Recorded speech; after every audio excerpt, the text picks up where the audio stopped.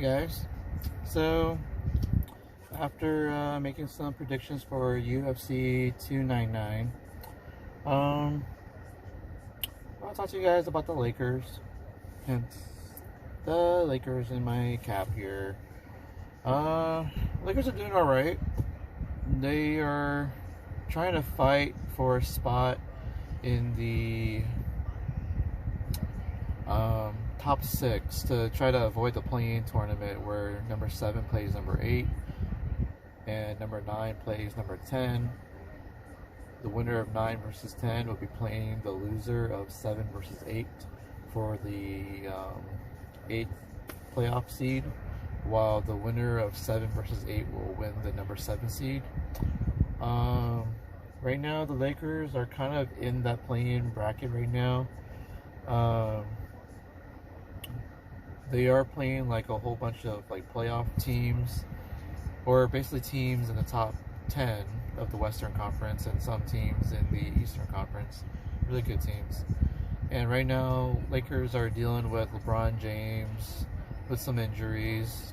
He's taking some games off, but some of the games actually look pretty good with LeBron out. So it might be working pretty well for the Lakers if LeBron takes off some games and the Lakers can kind of develop a chemistry without him and actually win most of the games actually before the season ends.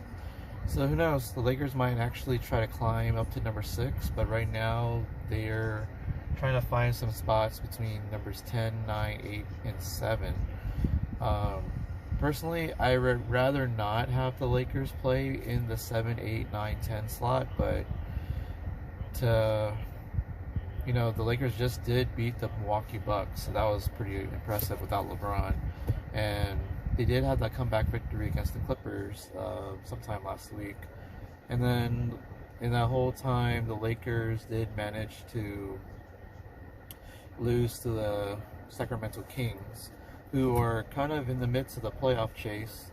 I think they're trying to be number 5 or 6 at the moment, because I think right now the Thunder, the Clippers, the Nuggets, and the Wolves are trying to fight for the number 1 spot, but they fall into 2, 3, 4. And then starting for number 5, 6, I believe it's the Kings and the Suns. And then 7, 8, 9, 10, you got the Lakers, the Warriors, the Mavericks, and the Pelicans. So it's a pretty tight race from 5 to 10. Only separated by maybe 2 or 3 games, and then there's another, I guess, 15 games or so left in the season. So I'm kind of curious because I am going to try to tune in to the scoreboard tracker to see what kind of performances they're going to put out for the next 15 games. And that's probably 4 to 5 weeks before the playoffs get underway. I think just past the midway point of April. I'm probably guessing late April is when they're going to start the playoffs, and hopefully that play-in tournament does not involve the Lakers. Hopefully the Lakers can actually, the Lakers could actually get a little bit of rest, play as number 6 seed, play the number 3 team, whether it's the Wolves or the Thunder. I'm hoping the Nuggets actually finish number 1 in the Western Conference playoff picture, because I would rather play the Nuggets in a rematch in the Western Conference Finals again. But I think the Lakers can probably beat the Thunder, the Wolves, the Clippers, depending on what kind of strength they are in. Possibly is very doable if the Lakers are number 6 or 7.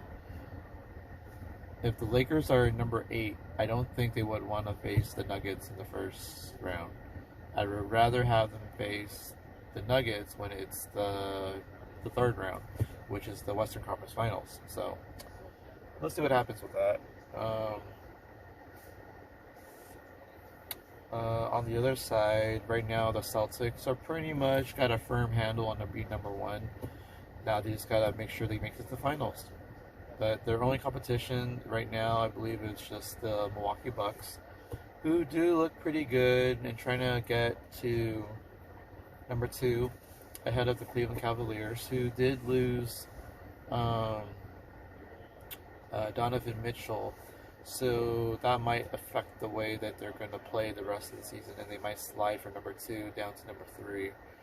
The 76ers, I think they were near the top of the East, but then now without Joel Embiid, he's pretty much like um, just fallen down the ladder in the East. So um, I'm pretty sure teams like the Magic, the Pacers, the well, maybe the Cavs, but it's starting to look like the Heat might move up the rankings. We'll probably finish past the 76ers. We'll probably catch the Cavaliers and the Knicks, the Heat, the the Magic, Heat, Knicks. They're all kind of fighting for spots, but all of them are trying to take down the Celtics in the Eastern Conference. So that, and you might have to keep an eye on the Bucks too. Those are really the two I think are coming out from the East. In the Wild Wild West, I'm pretty sure the Nuggets probably will go back to the finals, but if the Lakers can really put things together, everybody's healthy, everybody's gelling, the Lakers can be a very tough opponent, a tough out for anybody in the Western Conference. I'm pretty sure the Warriors are in trouble because Steph Curry did hurt his ankle. Mavericks got a overworked Luka Doncic, and I'm not sure how much contribution Kyrie Irving is going to give Luka. Pelicans got Brandon Ingram and McCollum and Zion Williamson. They're not an easy team to play against. The Suns do have Kevin Durant, who is getting older. Devin Booker is trying to be the guy of the team, and Bradley Beal's on there. He's just started to play with these guys. So it's kind of interesting to see how they're going to do. The Kings, I think the Lakers can beat the Kings, but sometimes the Kings just got some really good players with DeAndre Fox, and they might make the second round actually.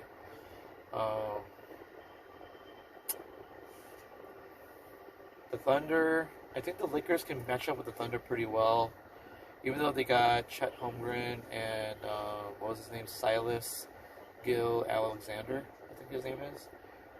They're playing pretty well in Oklahoma City. But the fact that when the Lakers are full strength, they can actually take on the Thunder without a problem. I would not put it past the Lakers that they can actually, win 4 out of 7 against that team. Lakers actually did pretty well against the Clippers. They won 3 out of 4 this season. And it looks like Russell Westbrook is going to be out for a little bit because he just had surgery. So that just leaves a very old Kawhi Leonard, Paul George, and James Harden. So I think the Bucks were playing the Clippers today, so I wonder how that game went. But I don't know if the Clippers have enough to make a finals run.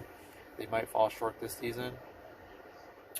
And then the Nuggets, they got Jamal Murray, they got Nikola Jokic. So Nuggets still look pretty good as the team to beat, really. We'll see how they are playing 4 out of 7 against most teams, because Nuggets will probably beat most teams 4 out of 7, including the Celtics. So we'll see about that. LA Kings, they're doing alright. They're still in the playoff picture. Right now, they're 7th best team in the West, number 4 in the Pacific Division. Chances are they're going to probably play the Colorado Avalanche or the Vancouver Canucks, or maybe the Vegas Golden Knights in the playoffs to start off. And you know what? I think playing in the Western Conference, much less the Pacific Division, actually really does prep the LA Kings. It is probably one of the best seasons the LA Kings must have had in recent years, since they won the Stanley Cup twice back 12 years ago. So hopefully they're on their way back. Might make it hard for the Edmonton Oilers or the Vancouver Canucks or the Colorado Avalanche or the Vegas Golden Knights. So cross my fingers, the Kings can at least get past the first round. Maybe just maybe might make a deep run if they can hang with these teams, 4 out of 7. So let's see what happens. The Aztecs, I think they just finished their regular season, and now they're going to enter the Mountain West Conference Tournament. And I'm guessing that the San Diego State Aztecs basketball team, it looks like they have 7 good teams, but only 6 of them will probably make the March Madness NCAA tournament. But they just lost to UNLV on the road, and they lost at home to Boise State. And Boise State actually swept the Aztecs this year. So this is going to be a really tough conference.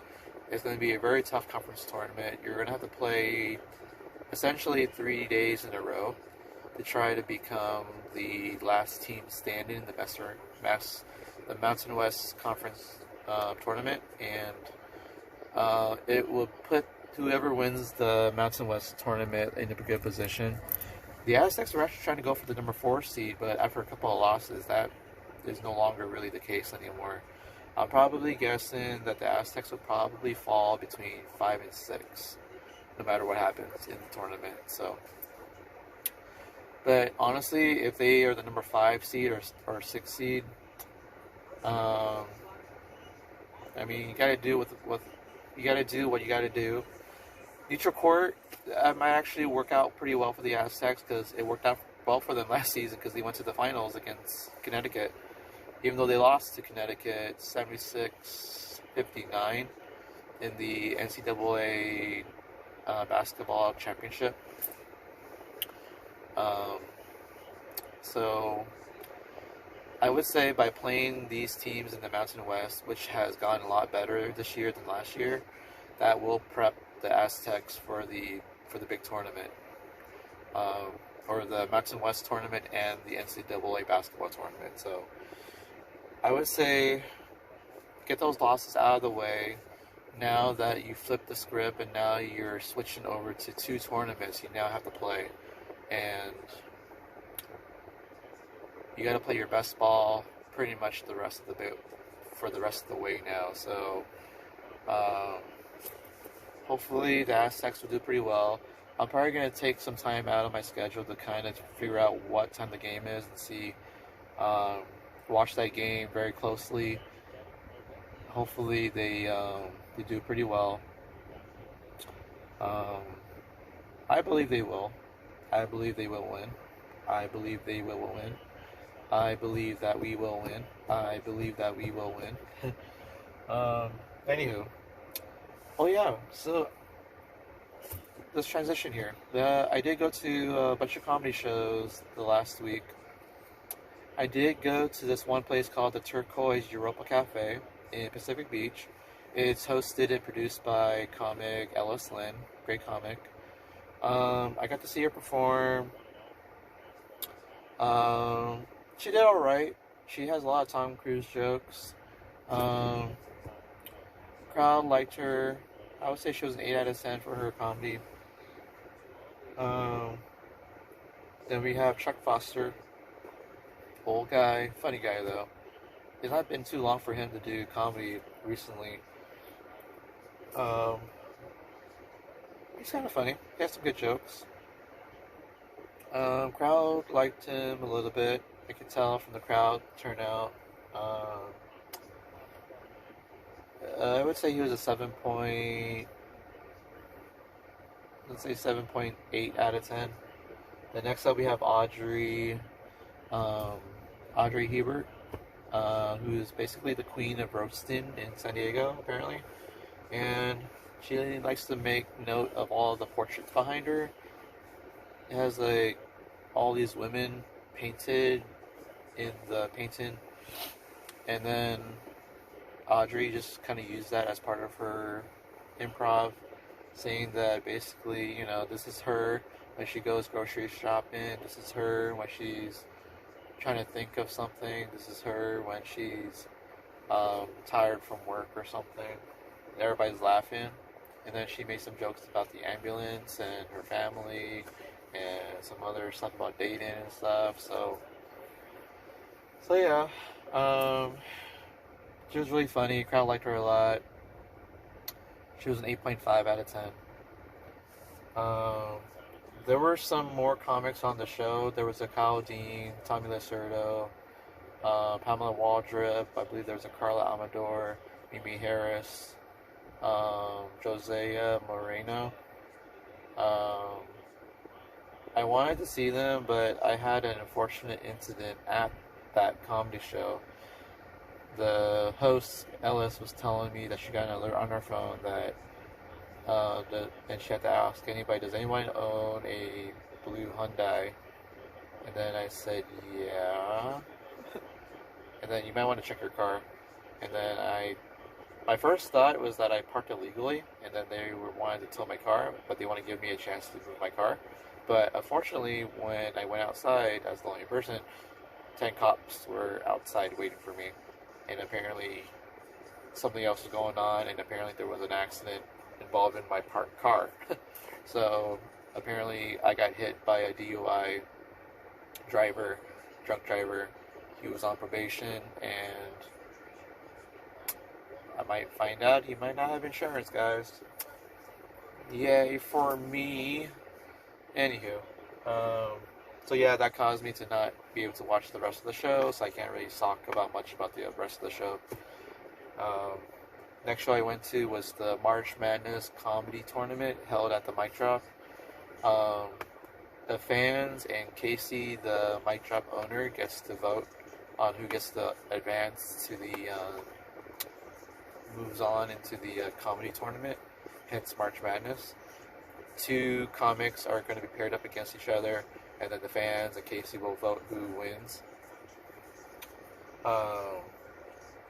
It will first go to the fans first, but if they can't figure out who wins by the fans, then they're going to have Casey pick the winner. So, Camille Waters was the host, and she introduced us to the concept of March Madness. And if you ever watched March Madness, the NCAA tournament, teams are paired up against each other, and there's always a winner and loser. The winners move on in every single pairing. So that's pretty much the concept here. They had 8 comics on that first show that I went to. Oh, thanks, Luis, for the tickets, by the way.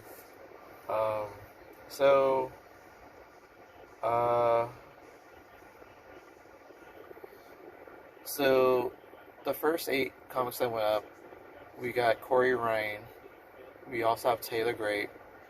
They were paired up with each other, and they both had really good jokes with their sets. Corey talked about pooping. Taylor talked about Israel, blacks and Jews. But in the end, I believe they picked Corey to advance. Then the next one, I think it was Lucy Love versus Taylor Spencer. Taylor Spencer pretty much talked about pronouns, catcalls, how she wanted to fuck the guy that correctly used the pronoun that she wants, thing, they, them. And then Lucy Love talked about how her daughter called her boring, and then replied that, how am I boring? I did anal without lube. And then she talked about, like, she looks like she's a lesbian.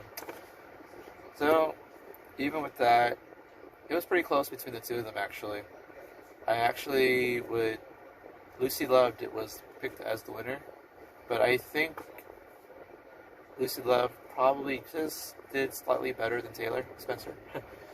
Next up, we have Alan Henderson and Stapna Iyer. Alan Henderson did pretty much his crowd work, asked about couples, deal breakers. Stapna talked about being a doctor and being viewed as a janitor at a hospital, and then took edibles because she lets her friend do the math of how much edibles you can put in a chocolate to give to her, and then ends her set by saying, am I a doctor? I need a doctor. oh shoot, the janitor walked in. But she looked at herself in the mirror. I actually thought that was super close. I was starting to feel that Alan actually won, but apparently Sapnad was given the victory. And then we got Rachel Lloyd and Anthony Davis. Not the Anthony Davis who plays for the Lakers. I wish it was, actually. But he's a cool guy, though. Rachel Lloyd talked about being, I guess, she thought she got a compliment for her athletic build, but apparently it was not a compliment based on the follow-up words that came from a lady that tried to say something about Rachel.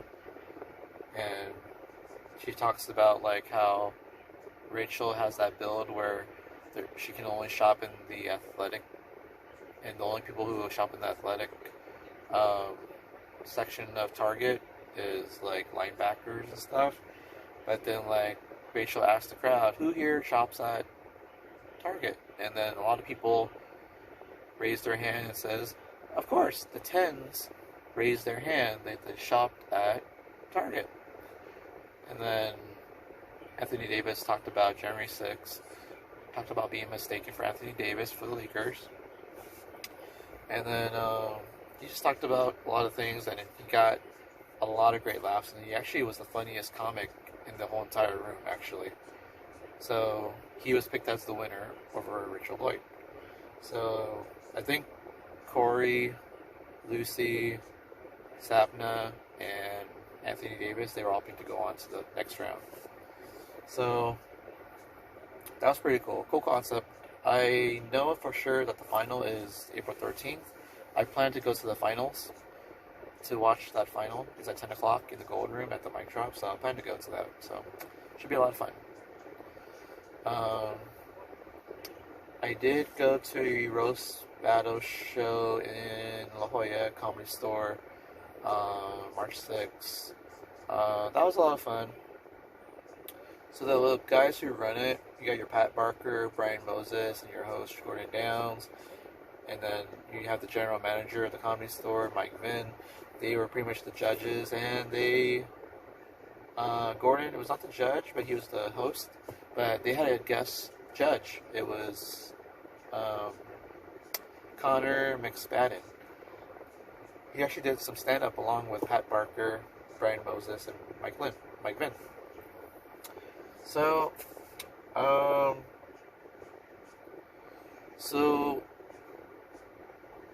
it started with Alberto Mercado. He got basically what you call a cold open, so he was warming up the crowd.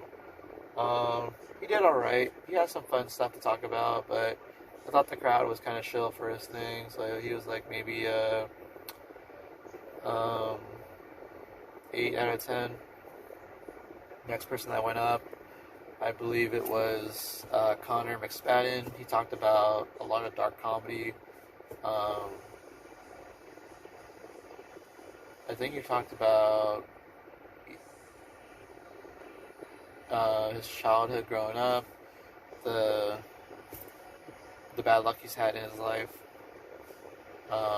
some stuff about family. I remember some stuff about I'm trying to remember if he said something about, is it really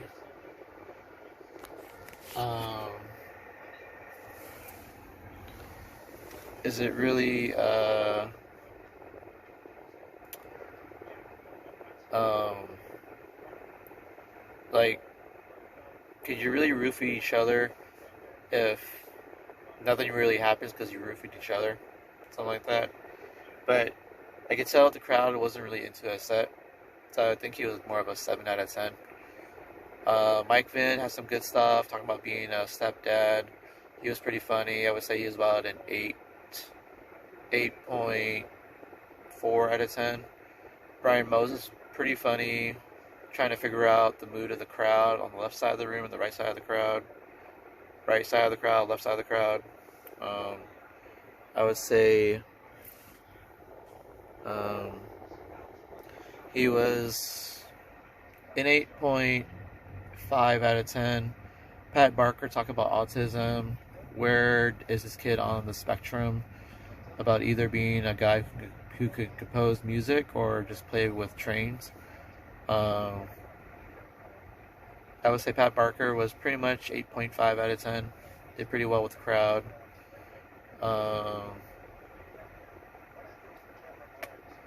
then the roast battles. We got Aaron Turan versus Joshua Loya. Joshua Loya is a blind guy. Aaron Turan actually dressed up for this, and Joshua Loya was voted the winner in their battle.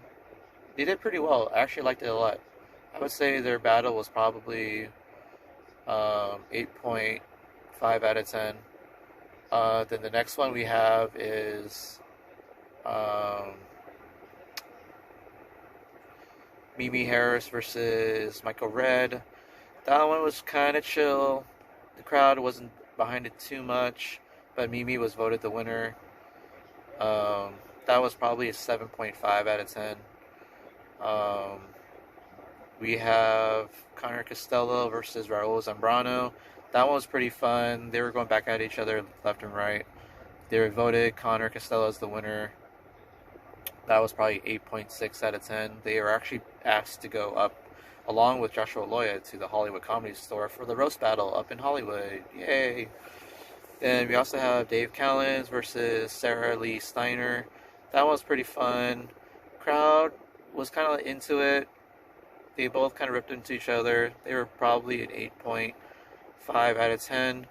So technically, they voted for Dave Callens, but they forgot to count. And so they asked them to do an overtime joke, and guess who won the overtime? Sarah Lee Steiner. So Sarah Lee Steiner was the official winner, and Dave Callens was the unofficial winner. That one was probably an 8.5 out of 10 for their comedy matchup. And then Pacey McMillan went against Melvin Hayes, or Melvin McKinney now. That one was pretty good. They went back and forth. They actually went into overtime twice, but I could tell that Melvin didn't have any more jokes after the first three. And so he had no overtime jokes, and Pacey won by default. So kudos to the winners. I would say Melvin versus Pacey, that was probably an 8.3 out of 10. I did notice that from the judges, Mike Vinn was actually pretty funny with his roasting of all the comics. Pat Barker has some good ones on the comics. Connor McSpadden, he was kind of a hit or miss. And then with Brian Moses, some of it was pretty funny. Some kind of took some time to kind of wrap your head around. So overall, good show. It was actually kind of rare to have at least 3 or 4 good battles, if a roasting, as opposed to just having 1 or 2. So this is actually good. Pretty show. I enjoyed it a lot. So, and then one last show I went to. It was Thursday night, March 7th. The return of Lauren Jamison. I did see her over a year ago, and we still keep in touch now and then. She's actually located out in Austin, Texas, and she came through with a decent show. So, and I think she was on another show. She actually was a late addition to the Duckfoot Brewery show for Alex Petit. So, so the show had Stephen Gabor hosting. His set, along with hosting, was kind of pretty chill for the most part. I would say he was about a 7.9 out of 10 for his comedy and hosting that night. And then he brought in Austin Train. Austin Train got some good stuff about autism, the spectrum, talking about living with his grandparents, talking about the moment that he was physically overtaking his dad when he was 18 and playing basketball with him, crossed him up, and then dad falls down, breaking his ankles, and then telling his dad, "Why don't you get a job?" That one actually got a lot of laughs. He did pretty well. So I would say he was an 8.6 out of 10. Good job, Austin. And then we got Lauren Jamison, and she had pretty much about an hour to do her set, so that was pretty impressive. And she talked about being Jewish, talked about the war in Israel and Hamas, and talk about Jesus and getting hung up. Uh, talked about California and abortion. That's why she came to California, to have an abortion. Um, she got some oohs and ahs in her set. She did ask who has been cheated on in the room, and I guess I was the only person. And that's when she recognized me in the back, and she acknowledged me during the show. Yes, I have been cheated on. So overall, I think she has some good friends in the crowd that kind of help with the vibe of the whole show. Overall, she did pretty well, better than last time, because last time she didn't do so well the first time I saw her, but the next time she did so much better. So I would say she was an 8.7 out of 10. So good job, Lauren. And she was selling some pickles in jars, so she has a side biz while at shows selling merchandise. Anywho, a lot of great comedy the last 7 or so days. I'm going to a comedy show tonight. It's called Sweet and Salty, and it does feature a comic I just met, Gabby Vargas, and hopefully it's a good show. And this is my first time seeing her full set, so hopefully it's a good show tonight. And if you guys are bored today and you still want to buy tickets, go to the mic drop. Go and see Gabrielle Vargas at the Sweet and Salty. You're going to be in for a good show, probably. And let's see what happens. Well, guys, next time I talk to you guys, I'll talk to you guys about UFC 299. A lot of amazing results happened during the fights. I'll let you guys know what I thought of it. Let you guys know what happened if you haven't found out already. And we'll keep in touch, guys. So I'll talk to you guys later. Remember to have some good food, good company, watch some good action, and watch some good comedy. And this is Tiggy Maximus. Boom. Booyaka. Tiggy Maximus signing off. Later, guys. Yeah. Check out my rental.